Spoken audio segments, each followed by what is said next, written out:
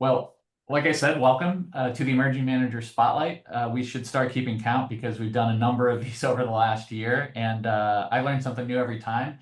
Meet a lot of great, interesting folks, both on the GP and the LP side. And today is no different. So if we go to the next slide,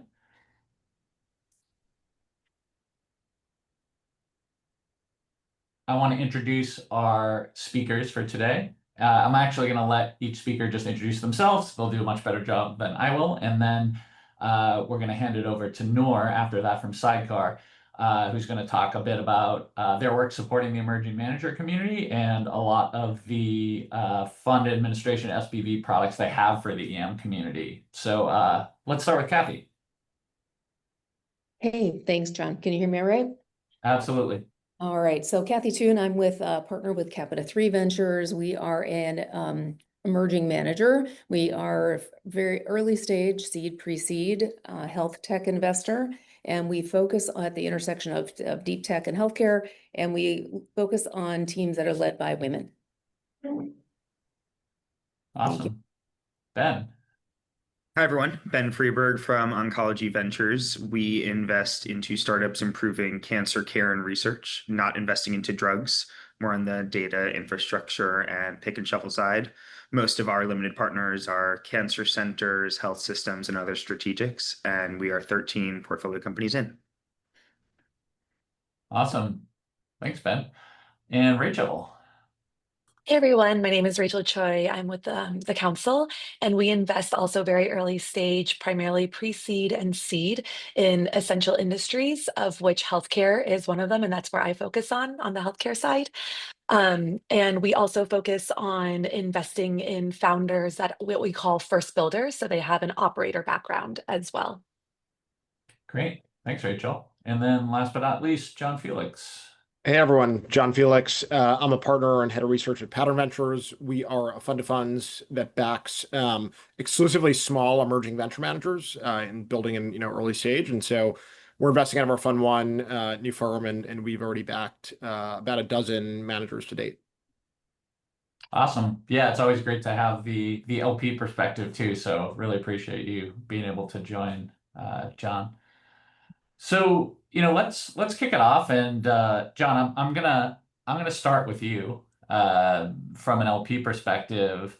The topic of the session is really how to get LPs to yes, and I know there's no magic bullet to that, but I was looking at some of the it was a LinkedIn post. I think you were recently on Supercluster's podcast, and you were talking about some of these things that sort of can get you to yes. And I think from your perspective, how do you think about that? If you could really home in on one thing for a GP to really think about when they are trying to engage with an LP and ultimately get them to a yes, if you could only pick one thing, what would that thing be that they should focus on?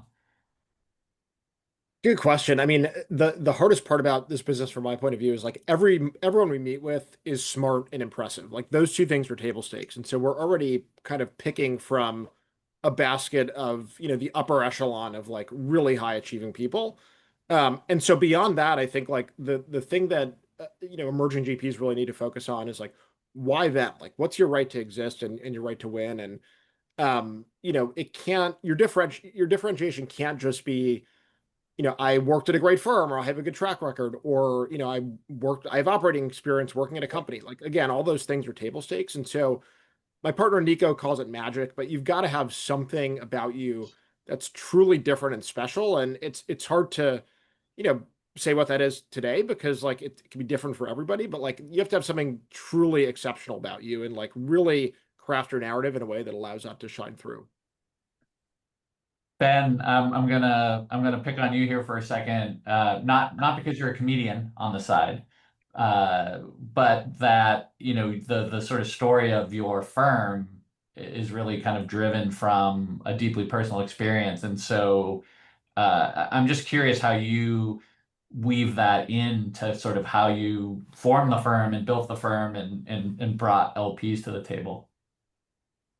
So, and for context, so I'm a cancer survivor. So I had cancer about 8 years ago, and there was so much about the journey. I got treated at Memorial Sloan Kettering. I had good health insurance, and it was still hard. And if that's the best care in the world, that's really tough and frustrating for a lot of other people. And I think what that led to was me going down this path of, okay, there's a lot of incredible innovation being done around drugs, new drugs, that if we don't have researchers spending time doing that in 10, 15, 20 years, we're going to be in a tough spot. And that's what's pushing things like CAR T cell therapy and different types of immunotherapy, et cetera, forward. And I kind of came to this moment where there's a lot to be done today. Like there's still this thing called like the zip code lottery, where if you're diagnosed with cancer in New York City here next to Memorial Sloan Kettering, you have a different outcome than name your suburb of whatever other small town.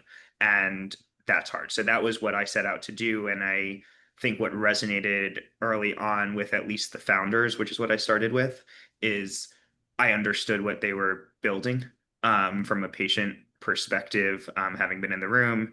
And then that sort of creates that flywheel where once you really can almost differentiate your right to win those deals and be a specific niche where we get 5, 10, 15 emails or texts or calls a day saying, I saw the words cancer and I thought of you, that hopefully helps to create more of that story around why LPs will have that access.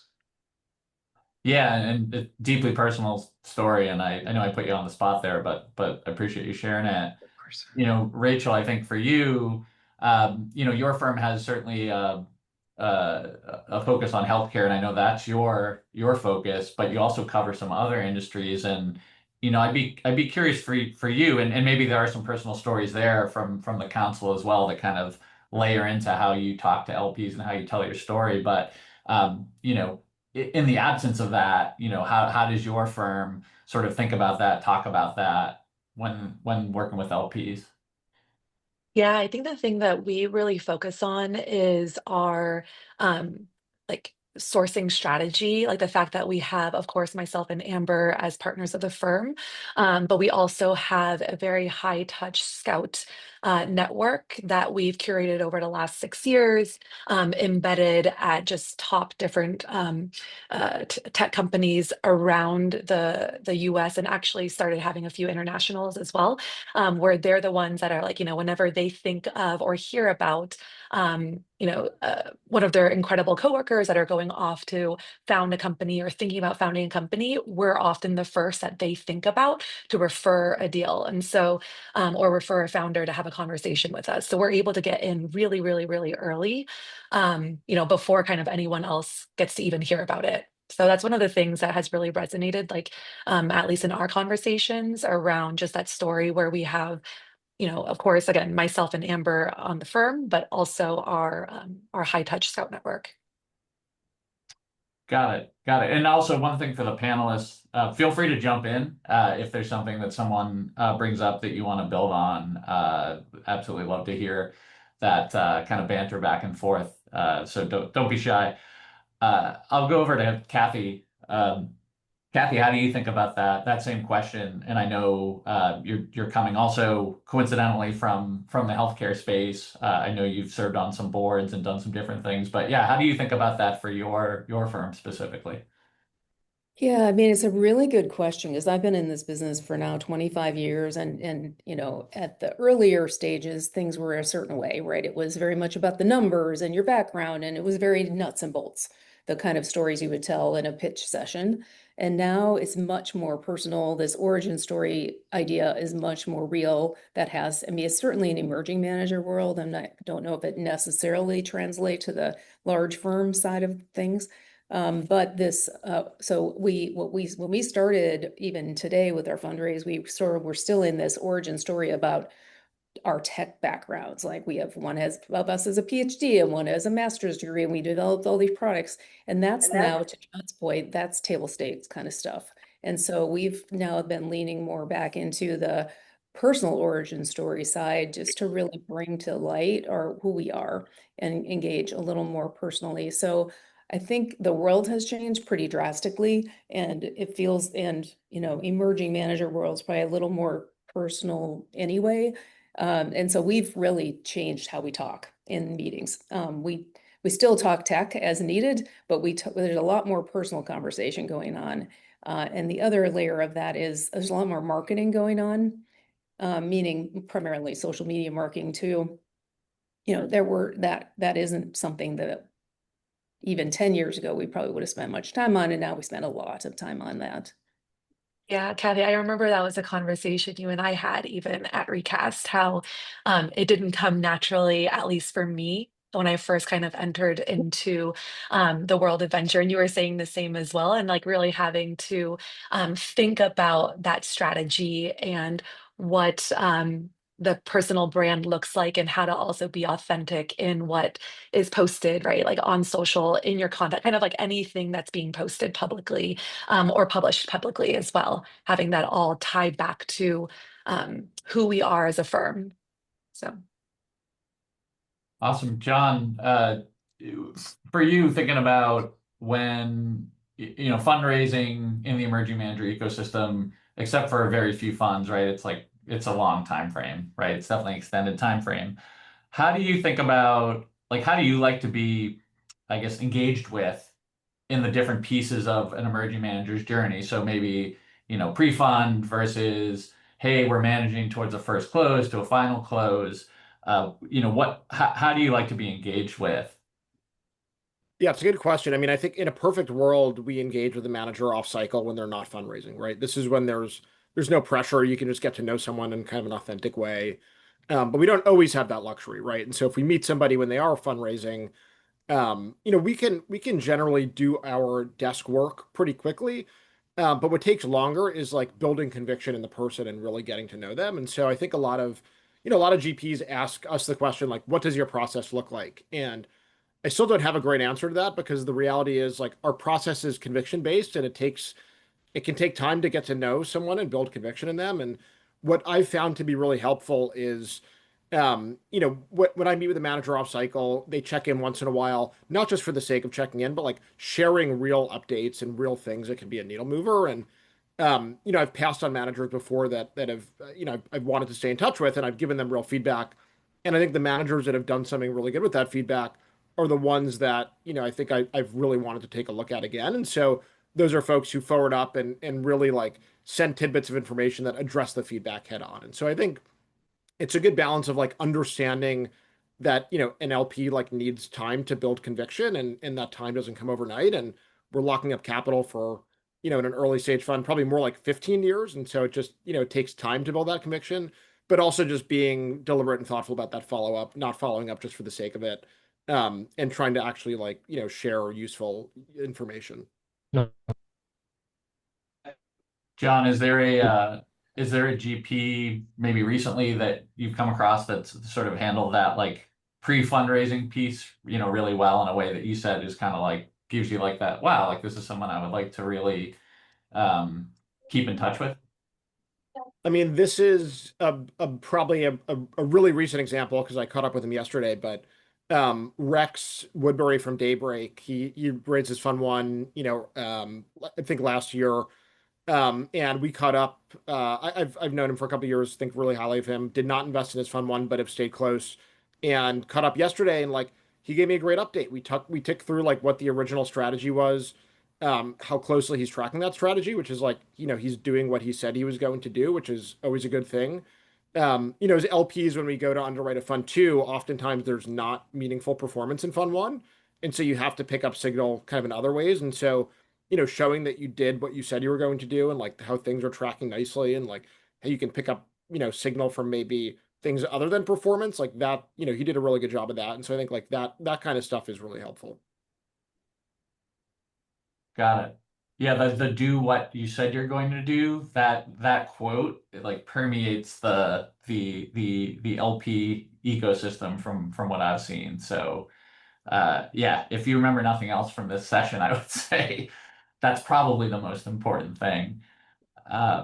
Ben, to flip it back to you, one thing I was looking at your TechCrunch announcement when you launched your fund. I know the next for fund two, I know you'll do it on Venture 5, but I noticed you have a lot of corporate LPs, and that really struck me. And I'm curious, there's sort of like LP ecosystem obviously is pretty broad between family offices. You've got corporates, you've got individuals, funds of funds, et cetera. But yeah, there's clearly like a corporate angle to what you're doing, and I'd love to hear how you got those folks sort of engaged to get to the point where they're like, yeah, we want to write a check in this fund one. So I think it was two different pieces. One was they were the folks that got it. So the groups we went to, whether that was community oncology centers or comprehensive systems or healthcare systems, they're getting pitched by these startups every day. And I almost went to them saying, let's partner in that manner. So they actually acted as an incredible source of deal flow. So it was a little bit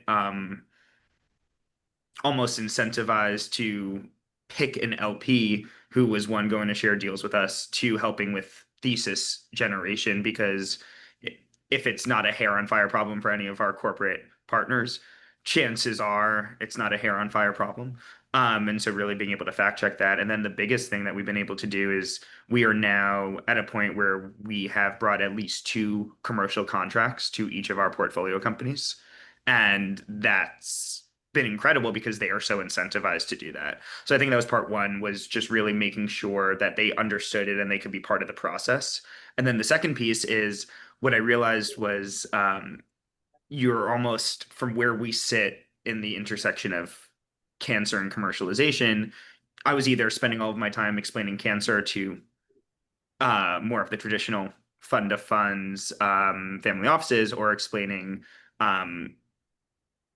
finance, venture capital to the cancer centers. So we actually had, in the end, a pretty even mix between the two groups. And so it's been really fun to have folks together at some of our limited partner events and other who are just, it feels really collaborative and people are really excited to learn from others. And I think we were very fortunate that we had a group of folks who saw it early, engaged, and I think the return and impact hopefully will follow for them. And we had a few groups who actually started almost endowments to start investing into groups and started with what they know, which is oncology innovation.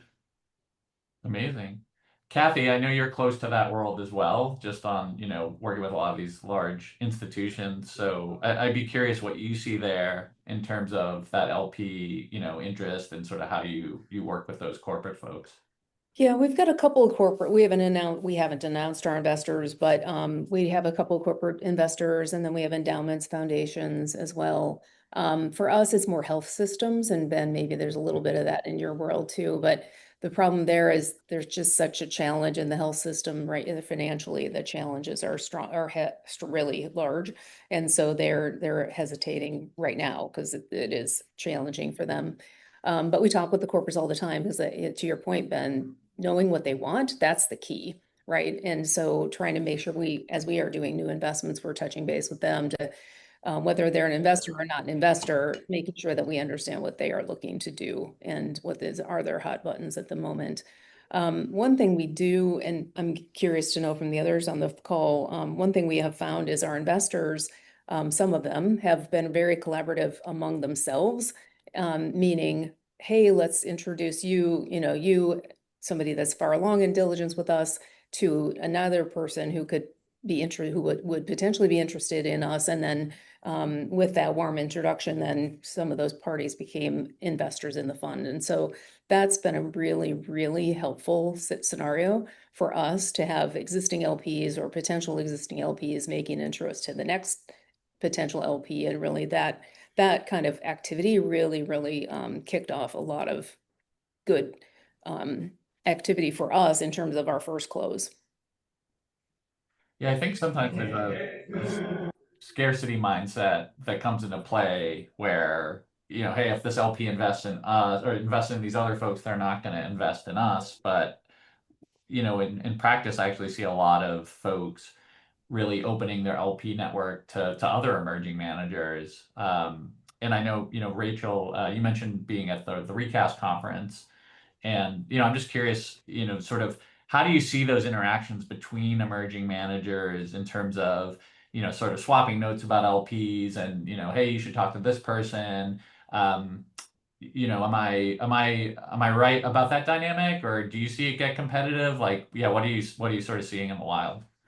Yeah, interestingly, like past couple of conferences I've gone to, we have done, or I have done like a couple of actually like LP list swaps, like where we get on a call together because we like already established a good relationship. Like at the conference, we're like, hey, we're kind of similar, but we have some differentiating aspects to our firms. And so there might be some people who, could be really interesting for you.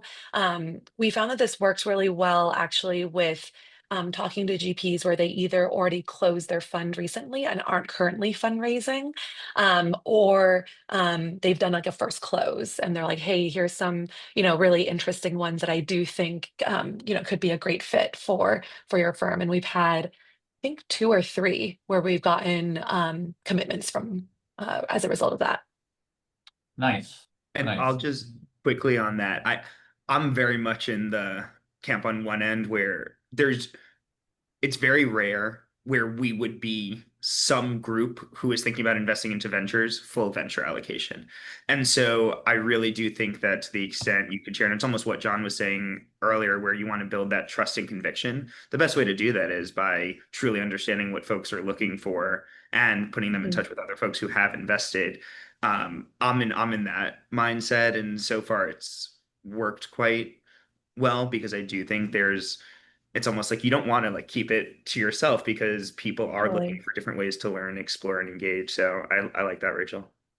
Yeah, and there's actually one that like they passed on us because of just our ownership target was a little bit lower than what they target as a family office.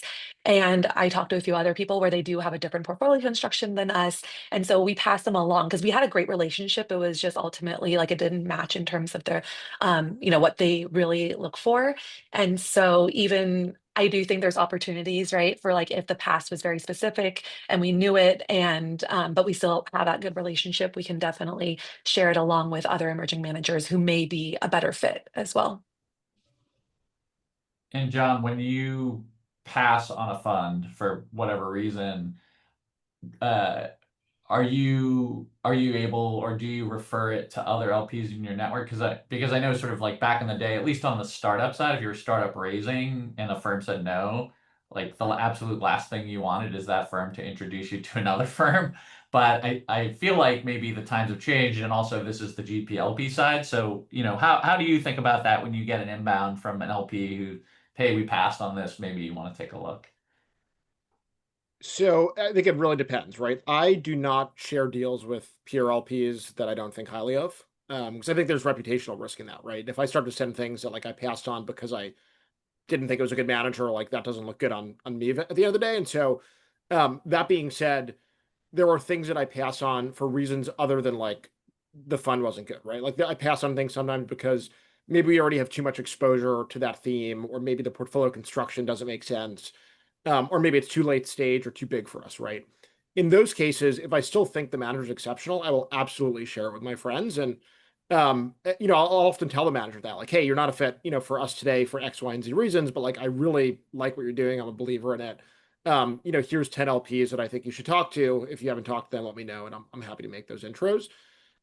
With friends sending me deals, it depends on how well I know them, right? And it's kind of like the same. I think it's the inverse, basically, of what I'm saying. Okay, got it. So the TLDR is those referrals can be quite positive in many cases, and there's some reputational dynamics that the LP needs to think about before they decide to refer one fund to another LP. Yeah, I think it's just, like I get asked by managers all the time, can you introduce me to other LPs, right? And if I don't, like you're kind of making a bet on yourself in a way when you send that deal to someone else, right? And so I think you have to have conviction in the manager to an extent, if you're gonna share that deal. And so when my friends send me a deal, like I need to understand, if they're investing, if not, like why did you pass on it and why are you sending this to me? Right. I think everybody always needs to ask yourself, like, why am I seeing this deal? Right. Why am I so lucky, so to Yeah, speak? exactly. Yeah. Yeah, that makes sense. I want to go back to the whole doing what you said you were going to do comment that we talked about earlier. So, given that venture funds, particularly early stage, right, it's sort of it's a long period of time over which you're evaluating, and during that period of time, like lots of stuff can happen. You might have a big change in QSBS or a big beautiful bill get signed, and I'm curious if there's anyone who, based on those things, has had to adjust a little bit their strategy in terms of how they think about portfolio construction or how long they're going to hold things, et cetera. Because those are big changes, particularly the QSBS stuff. But yeah, I'd love to hear if anyone has any opinions on that or even personal experience. Yeah, I can go a little bit here because these things do happen in the course of, and the investment period is anywhere from what, 3 to 5, I suppose, years. And so things do happen during that window. I think for us, we still try to stay very, very close to thesis, right? Because that's really critical for our LPs.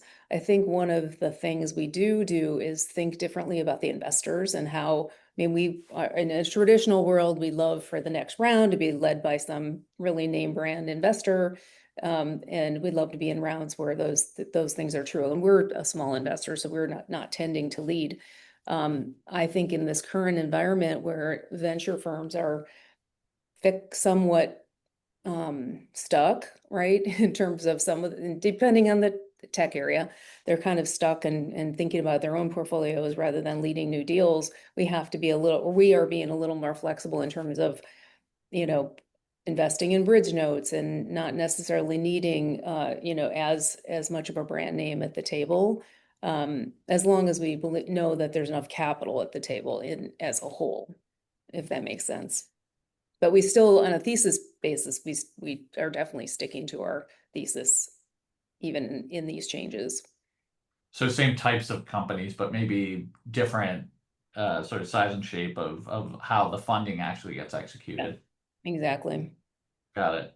Yeah, it seems like there's a lot of, insert round name extensions or, a pre-insert round name round, right? Like there's a ton of that going on. So yeah, if you're almost like on the sideline, so to speak, right? If you're not looking at those kinds of opportunities.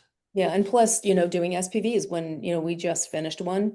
A company was doing a bridge note and we went out to our LP base and friends and family and said, super interesting deal. Rather than doing a round, they've decided to do a bridge note and we're putting together an SPV to do it. And interest was super high and we got it done really quickly, but it wasn't the traditional pathway of what we had planning to do. Got it. And then Rachel, for you, how are you looking at those situations where it's the Series B extension or the pre-A? Yeah, for those, yeah, we have seen some of those as well. And similar to Kathy, just because it's not quite aligned with where we have focused, like where we really focus on like pre-seed investments. As a firm, we also like to open up that allocation to our LP community, to our angel network as well, and run SPVs. And as an example, like we don't typically invest at Series A, and we don't usually reserve a lot for follow-ons, but we had a really exceptional company that was putting together their Series A last year, and then another one that was doing their Series B this year. And so we opened that up to our LP network through an SPV, and actually 2 of our LPs directly contacted us to see if they could invest directly. And we were able to help one of our portfolio companies like close a 1.25 direct into their round outside of the SPV as well. So I think for us, like, the more that we can kind of even facilitate that, the better as well.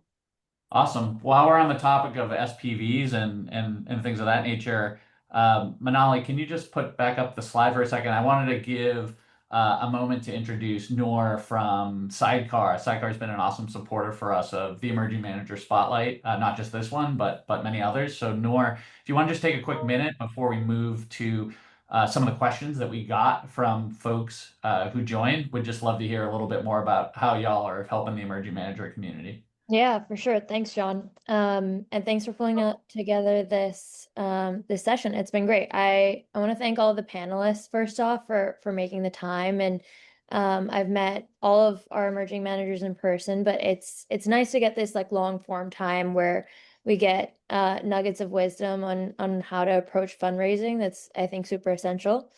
So just quickly to introduce myself, my name's Noor. I lead community and partnerships at Sidecar. And before this, spent about 3 years leading platform at a venture firm outside of, or at least founded in DC, generalist. And I think a quick, just, I mean, the slide really says it all. So, I mean, our goal is really to make SPVs and fund admin simple and efficient for VCs and syndicate managers by automating banking, contracts, reporting, just making it simpler, reducing any back office headaches and taking that all on. And I'll just shout out that, yeah, we also support secondaries transactions on the platform through SPVs. So if you're interested at all, feel free to reach out. But without further ado, pass it back to you. Awesome. Thanks, Nora. And yeah, thanks again for the support with the emerging manager ecosystem in general and the emerging manager spotlight. So in terms of questions in the form when you signed up for the virtual event, we gave you a chance to throw in a question if you wanted. And so I'm going to fire a few of these off.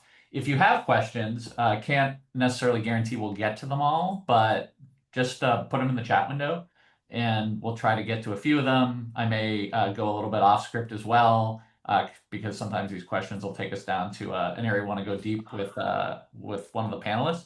But yeah, the first question I have, John, this is for you. I think this is the perfect one for you.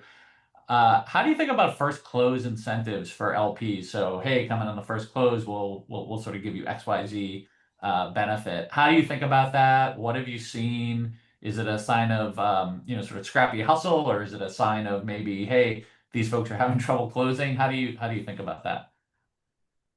I think it depends, right? Like every situation is unique to the manager. And so, if it's a first time fund, sometimes getting it off the ground, that cold start problem is hard. And like having a carrot to dangle in front of LPs can be helpful in creating urgency. If you're a fund 2 or 3 or 4 and you've already raised a couple funds and you need to offer, a first close discount, like I might wonder why. It doesn't mean it's inherently always bad, but I just need to kind of understand why. I will say as a fund of funds, we have kind of a double J curve to contend with. We've got our own J curve from our fees, and then we've got the J curve from our underlying managers. And so our incentive is to almost like be in the last close, right? Be in the final close, because from a cash flow perspective, it like helps our J curve a little bit. From an IRR perspective. And so now if there is like a fee discount for an earlier close, like that would make it more tolerable and like make us open to participating in a first close. So I think it just depends. You need to understand like why they're offering, the fee break. And related note, how do you think about folks who maybe like are tied about wanting to sell you, more of a GP stake versus just an LP stake? And how do you think about that when you're offered that, as well as how do you think about that if you see that already maybe, sort of on the cap table, air quotes, so to speak? So I think, again, I think it depends. I mean, I generally get heartburn when I see, GPs trying to sell a stake early on in their firm. I think the best GPs don't need to, and they don't want to give up economics, right? Giving up a stake in your firm is like a material thing to do. And it's oftentimes like very long term. Sometimes there are like our sunsetting provisions in it, but it's a very serious decision to make. And if you're giving up a piece of your firm early, like I would wonder why.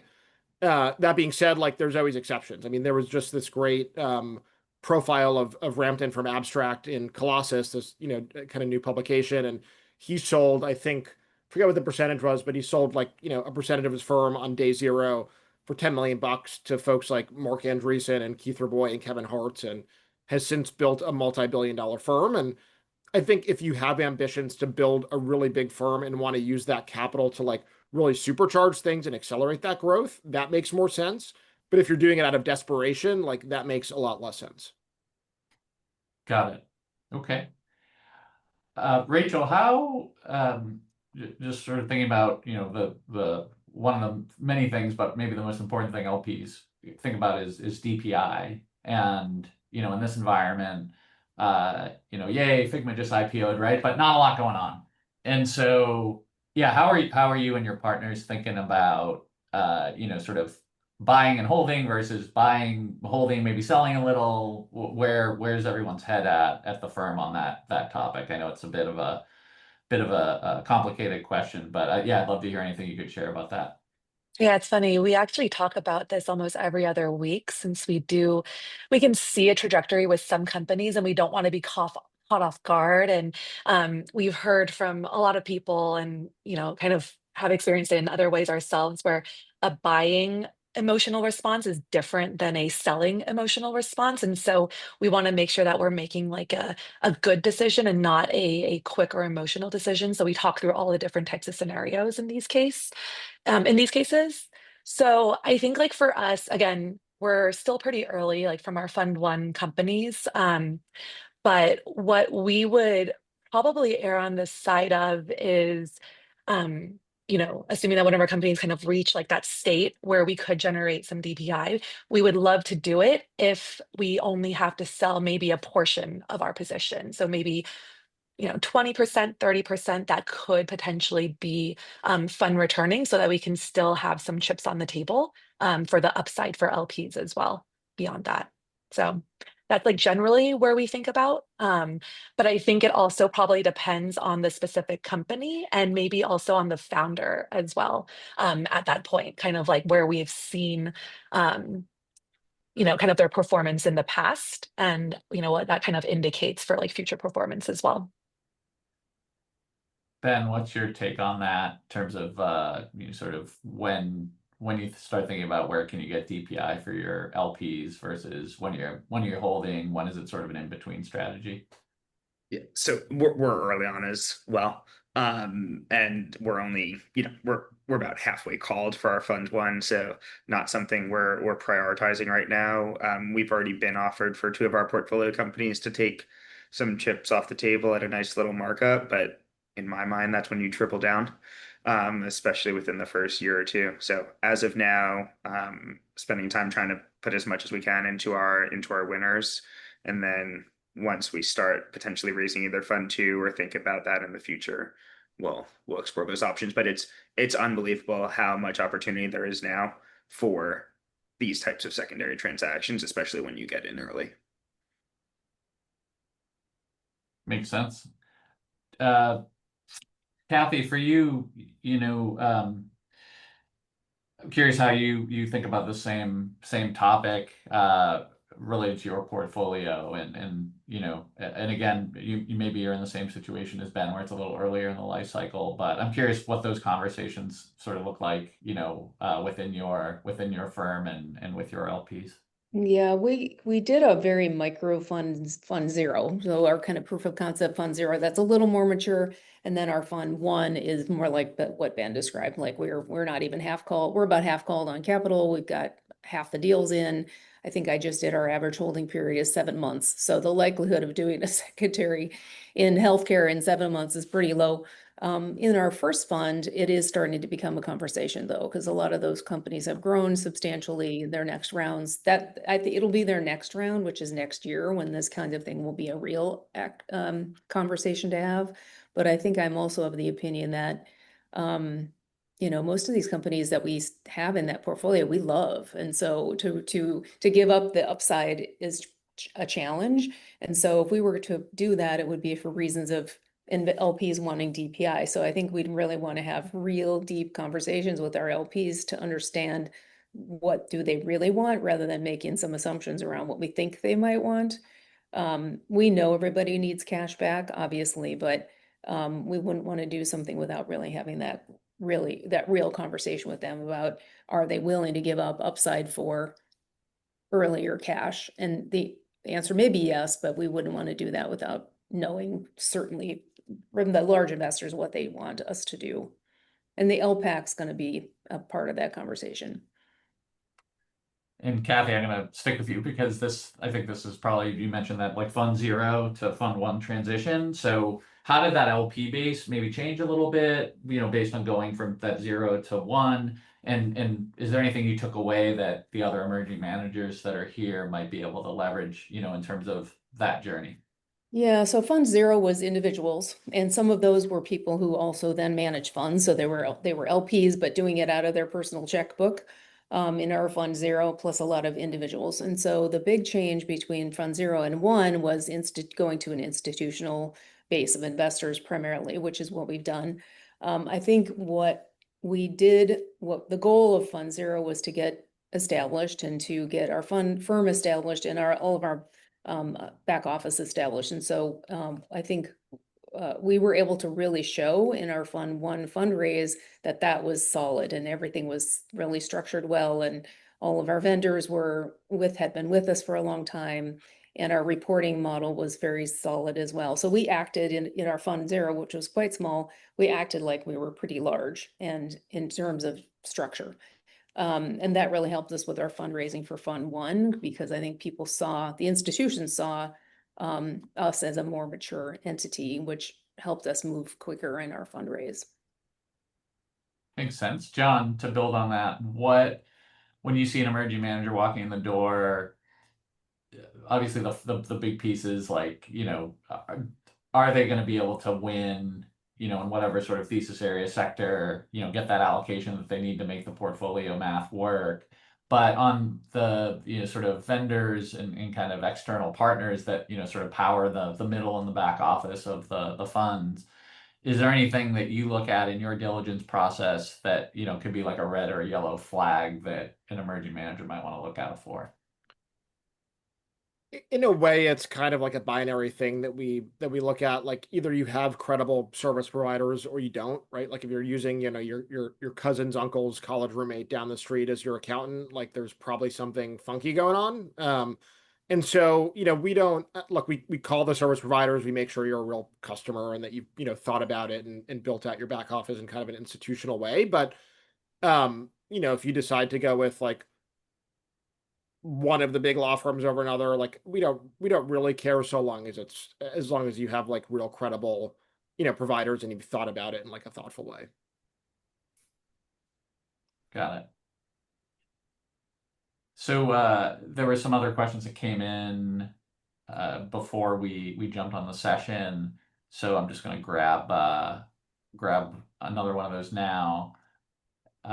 So for Rachel, how did you personally navigate, or how does your firm navigate LPs who are like, yeah, y'all are interesting, but like we're not quite ready? How do you approach that as a GP? We kind of covered it from the LP side, but are there specific things you or the council does to sort of keep those folks engaged, interested, warm, positively inclined? Yeah, I think there's a few things that we have done, and some have worked, some have worked well for us and some haven't worked well for us. I think what has worked well for us is keeping some folks on our like just prospective LP newsletter on a monthly case. That has actually helped us close two folks because we were able to put like some updates in there. That were meaningful and they could see the progress along the way. We've also recently tried sending kind of the updates around being, kind of like your top of mind. Like, so not everything is like really transactional, not necessarily not necessarily having an ask in an email, but really just sending like a quick, hey, you're top of mind because of XYZ. Either we read something that was like relevant to a conversation that we had before that we knew the LP was interested in.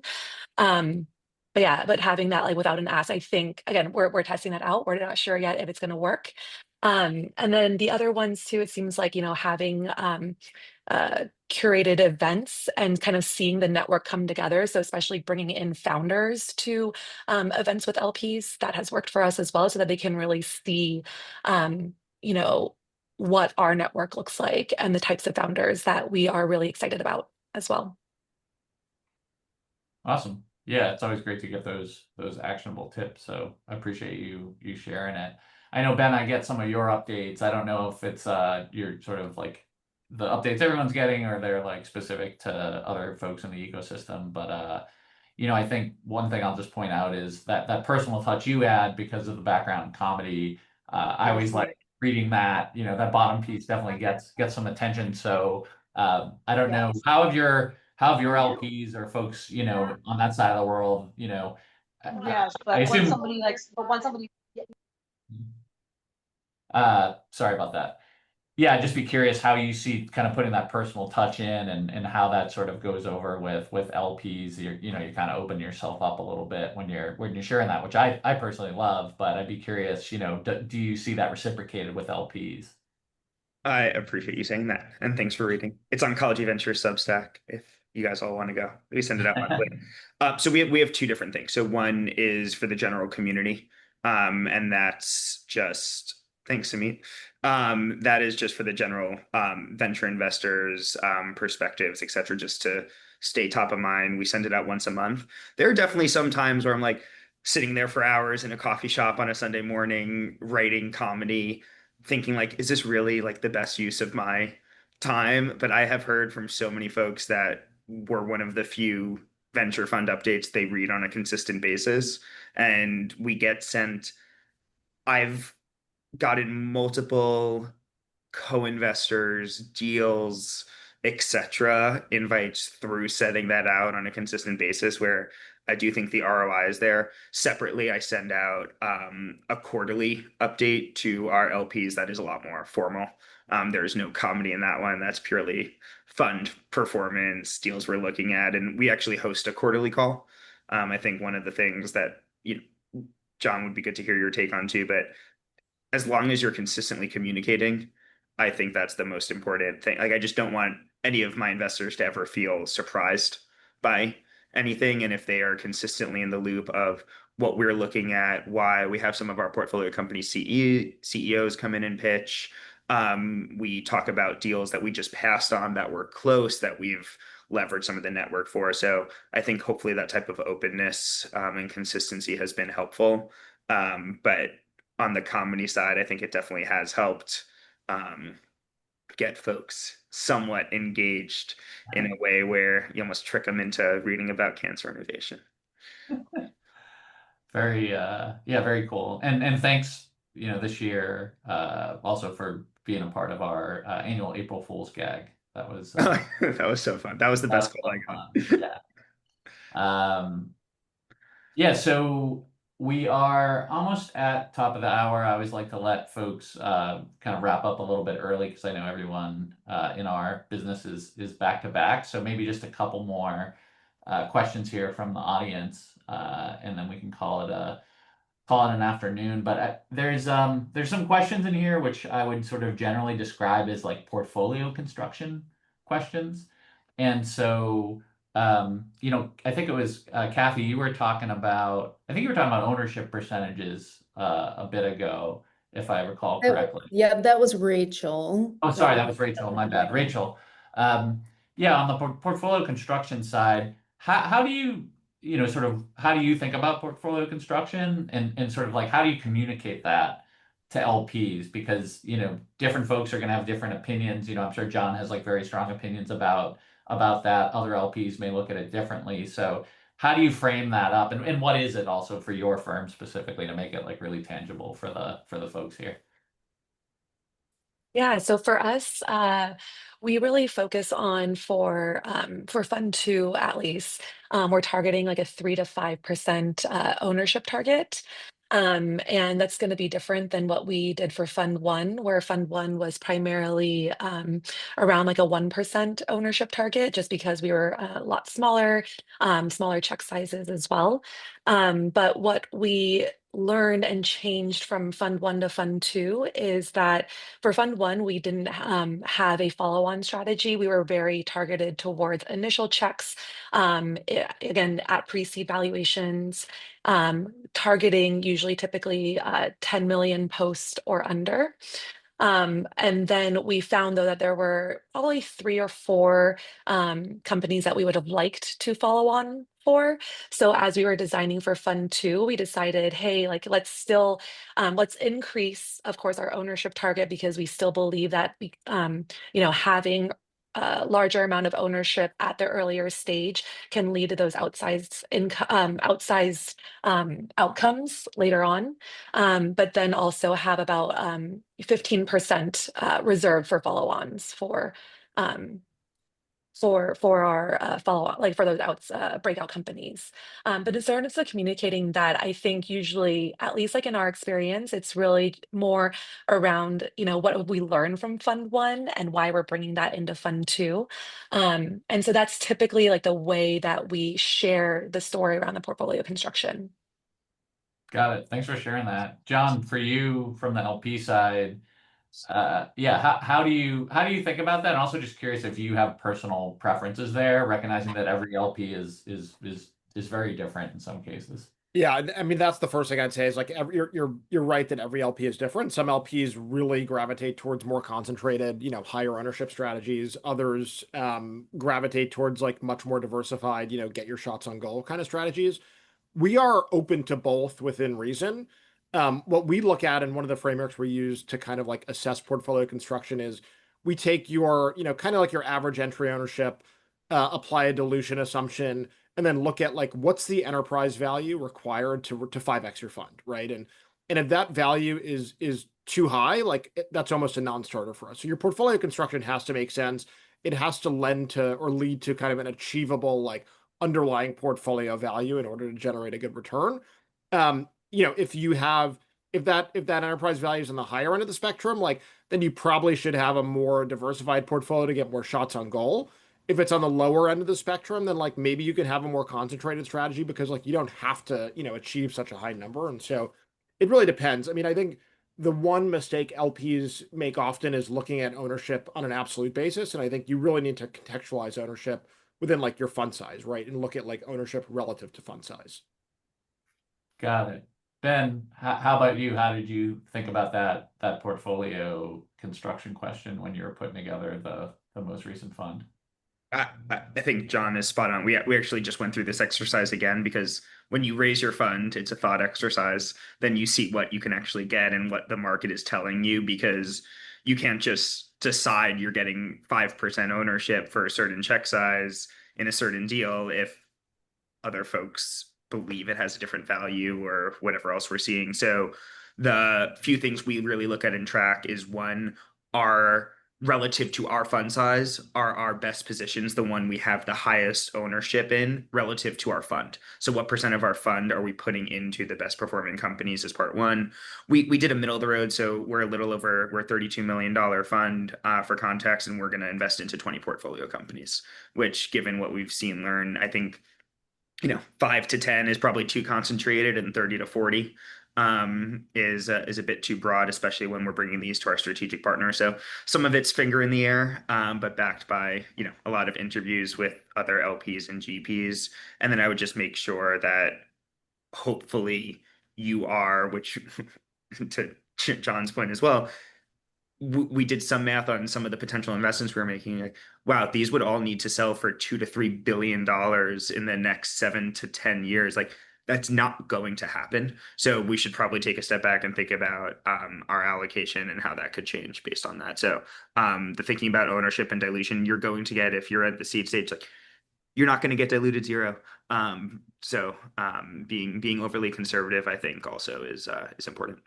Yeah, and I think, and we, we're in line with all of the thinking here, and having your model at the beginning, of course, is critical. It's critical to fundraising and forming the fund, and then revisiting it very frequently is really important. And I think one of our big learnings from Fund 1 to 2 was in Fund 1 we only had 8 portfolio companies, and and the fund is doing great, but that is a very concentrated portfolio. And so our Fund 2 goal is 20 to 25.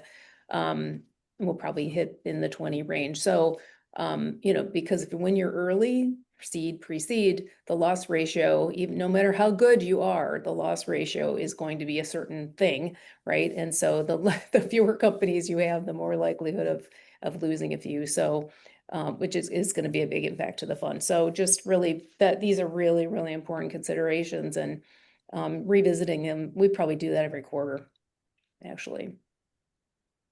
Yeah, it sounds like there's some natural evolution that takes place as you see what, to Ben's point, to your point, Kathy, what the market is kind of telling you as you go through that journey. So wanted to keep the promise to everyone. We're going to wrap things up. I wanted to first of all thank our panelists. Super insightful conversation. As always, I learned a lot. It was great to have GP and LP perspectives as well. And a big shout out again to Noor and the Sidecar team. Again, they have sponsored and supported the Emerging Manager Spotlight and the EM community for many years. And so it's always great to have their support for the Emerging Manager Spotlight. Appreciate you all. Thank you so much. And we will see you in hopefully a few weeks on another Emerging Manager Spotlight. Thank you so much.